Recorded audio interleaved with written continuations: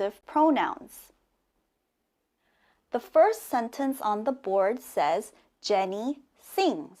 Now, Jenny is one girl, so we can say she sings. Jack sings. Jack is one boy, so we have to say he sings. The last sentence says, Jenny and Jack sing. Now, Jenny and Jack are two people, so we have to say they sing. Okay, let's move on to the next part. Okay, let's do some more practice. The first sentence on the board says, the cat runs. The cat is an animal, so we have to say it runs. The next sentence says, the dog and cat run. Now, the dog and cat, they are two animals. So anytime you have two or more things, we say they run. They. Okay, now for the last sentence, I'm going to talk about my cat, Ongi. Okay, Ongi is a cat. He's an animal, but he has a name. He's a boy cat. Okay, and I love him and he's like family. So Ongi runs, I can say he runs. Okay, let's move on to the next part.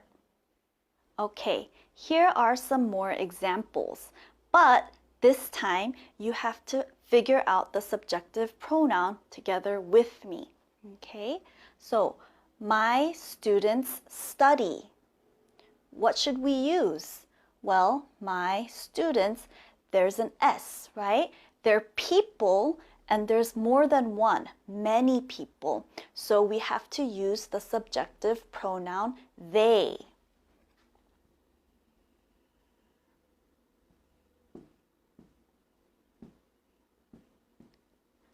They study.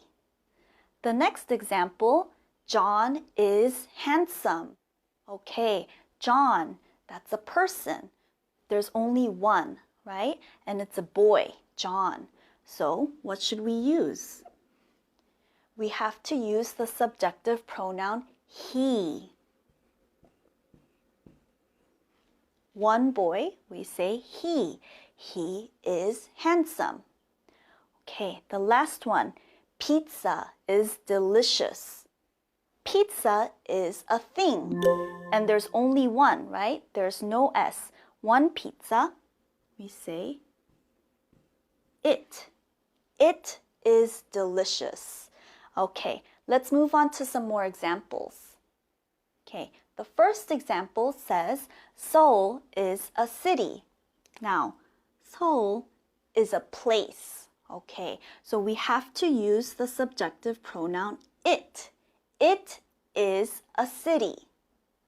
The next example says, my parents love Ongi. Now, Ongi is my cat. My parents love Ongi. Well, my parents, they are two people, my mom and my dad. So, what do I use? I have to say they. They love Ongi. The last example is very similar to the second one. My parents and I love Ongi. Okay, the difference is it says and I. So this is my parents with me. So I have to say we. We love Ongi. Okay, all of us. Okay, so in this video, we learned about subjective pronouns. I hope you guys have a good understanding of when and how to use them. Thank you for watching, and I'll see you guys next time. Bye!